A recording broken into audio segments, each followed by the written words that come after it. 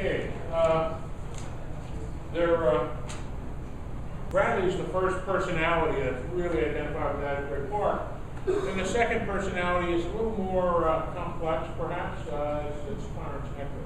Give us the next slide, please. Lots of fires. There were lots of fires in Asbury Park. Lots of wooden buildings, 19th century, coal, wood heat, coal heat. We'll be back to that later. A lot of these fires have become unexplained. Next slide. That's the casino. After the boardwalk left Bradley's control and wanted to control the merchants, they built. Let me turn my cell phone off. Always turn your cell phone off when you come in someplace. When they built the casino down where the current casino stands.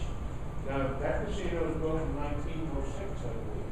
It is no longer there. It was replaced by another casino, and we'll get back to that. Next slide. Next slide.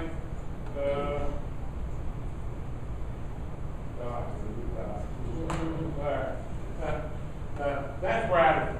When he died in 1921, he was already pretty much a forgotten man, but they put this statue up to him.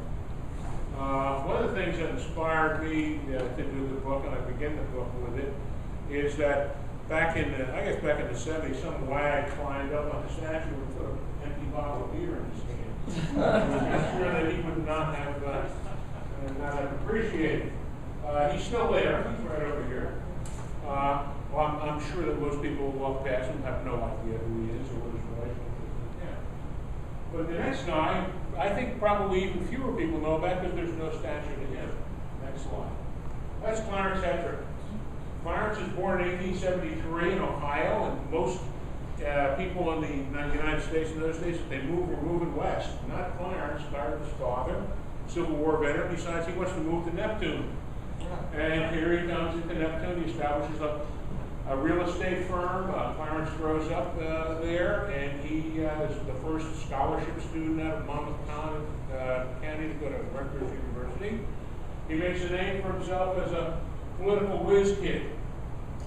He is treasurer of the town of Neptune. Now, Neptune at that time also includes everything what is now the west side of Asbury Park. The west side of Main Street is Neptune, an area of Neptune Township. And that's where he lives. In 1906, when they bring in that west side, that unincorporated of Neptune, into Asbury Park, there's an election, a referendum. And the merchants are for it because they know a lot of the people that live over there are going to vote to finally end Bradley's prohibition in town. Hector becomes then the treasurer of the city, and then he becomes the county sheriff of Monmouth County. In 1911, he becomes relatively locally famous. There's a murder on the west side of Asbury Park of a little girl. And they arrest this black man for the murder. They incarcerate him in the Asbury Park City Jail. Now, since the Revolutionary War to today in New Jersey, there has been one lynching. That lynching was in 1886 and 1810. But there's talk around the jail in 1911 of lynching this man. He's the county sheriff. He hears it. The police chief, they get together and they said, we don't think that this guy is really guilty, and we don't want to see a lynching, so let's get him out of town. So they sneak him out of town and run him by these guys and get him out to the jail on freeway. Hector then approaches some other people who want some money, and they not only do they get the county detectives, but they hire private detectives because they think there's another guy who was arrested at the time, was a German guy who was a gardener, that he did it. After a very bizarre and involved investigation, in which the private detective becomes the confidant of this guy, and in an Atlantic City hotel, he elicits a confession from him while a stenographer sits in the closet and takes down the confession. They again get on the train from New York. The train is stopped in Red Bank. Up shows Sheriff Hector and the county detectives, and they take the guy off the train. They arrest him. They try him. They convict him, and they execute him. Black guys released. The black community on the west side, which has been there since the 19th century, because they were the people who came here to serve in the hotels and as domestics and Bradley's West Protestant Wonderland. On this side of the tracks, there's a large black community there. Also, there becomes a large Italian community on the west side because those gentlemen come in to make the railroad tracks, the trolley. So those people over there, suddenly now he's got the black boat sewed up forever because he saved this guy's life. He's a very progressive type guy. He runs for mayor and he wins.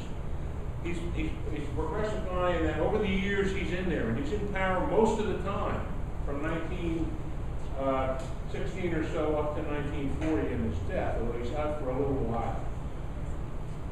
He does things like, I think he appoints the first black police officer, and he appoints the first woman to the Asbury Park government. There's some talk that he and she were closer than just acquaintances, but according to some people I've spoken to in town. But he becomes Asbury Park. Everything that goes on here, suddenly he's got a finger in.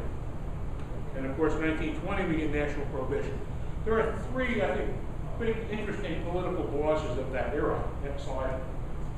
And here's the other one.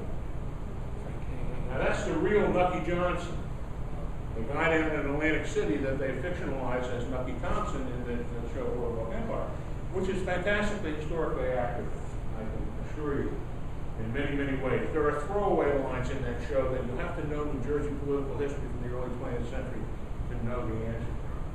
For example, as an aside, last week he refers to Wally Edge and Frank Hager coming down to see me. Yeah. Next slide. There's Frank Hager. Frank Hager is a famous New Jersey political boss in Jersey City. Frank's a Democrat. Both of these other guys are Republicans. In the election of 1916, Nooky Johnson gets in touch with Frank Hager and says, I want my guy to get the Republican nomination. And Frank says, well, I don't like the guy who's running for my party, the Democrat, so let's do something about it. So all Frank's guys cross over and vote the Republican primary for Nooky's guy. So then you owe me and I owe you down the road. All three of these guys are political bosses in the old tradition. Now, you gotta remember, this is an era of no social services. You know, you're out of work, you need a job, you need a few bucks, you go to your local political ward boss, and he knows who these guys take care of you. And that's the way things work. That's also the thing with prohibition. You know, people look at the WCTU and people like that as a bunch of cranky old ladies, but if you look at the history of 19th century America, the average American, and I just read this statistic today, I think it was in the 1870s or 80s, drank 2 bottles of whiskey a week. The average guy, male American, working guy. Now, an awful lot of these guys succumb to alcoholism or drank themselves to death. If your husband drank himself to death and you had 5 or 6 or 7 kids, where were you going to turn? You couldn't go to the welfare board. You couldn't file a Social Security application. You couldn't go anywhere. You were going to live under a bridge. If you were lucky enough to live in Jersey City or Atlantic City or maybe even here, you could go to one of these guys and say, help me out. But otherwise, so this is why there's 2 sides to prohibition. Like as Harry mentioned, personal experience on the part of Bradley, his father drank himself to death, which made him, become a Methodist. With the Methodist, as emotion grow, prohibition. So prohibition, by the time national prohibition comes in January of 1920, 33 states are already dry. But when it comes in 1920, if anybody saw the Boardwalk Empire thing, everybody's buying whiskey and they're storing it up the day before.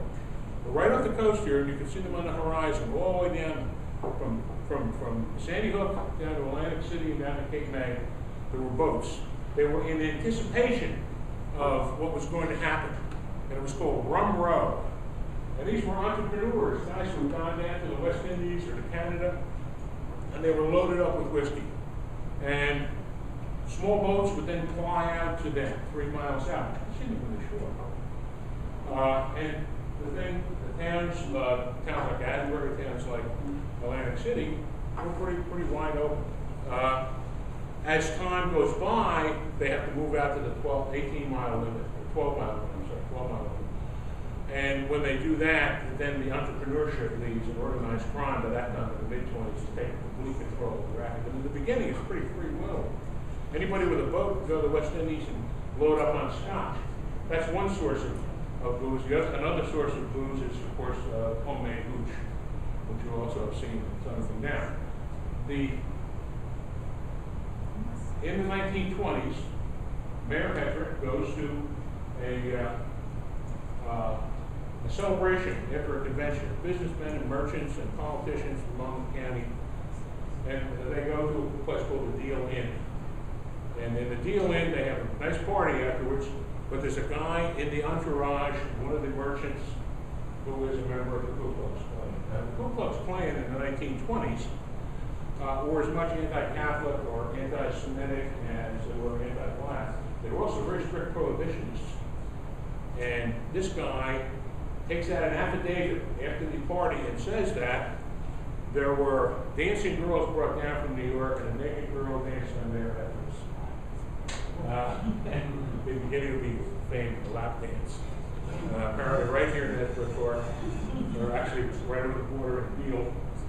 So the Deal Inn party, the ministers in Asbury Park, now the WCTU, when they started, they were a little, they didn't let in black women, Catholic women, or Jewish women, but they also frowned on Episcopalians and Lutherans, because the Lutherans are Germans and they like their beer. Episcopalians were not that serious about this stuff. But so what happens is the ministers in town, the Baptists and the Methodists, all preach from the public and publicly condemn Mayor Hedrick. They said that if this is true, this man should not be in office, he should be thrown out of office. And the Ku Klux Klan guy files the affidavit, they put it in freehold, they said it's a violation of the law, that this guy was involved in all these terrible things up there. He denies, he said, it never happened. Not a single soul comes out to corroborate the Ku Klux Klan guy. And then they find out that the Klan guy actually owes money to the Grand Dragon up in Bloomfield. And so the whole case collapsed.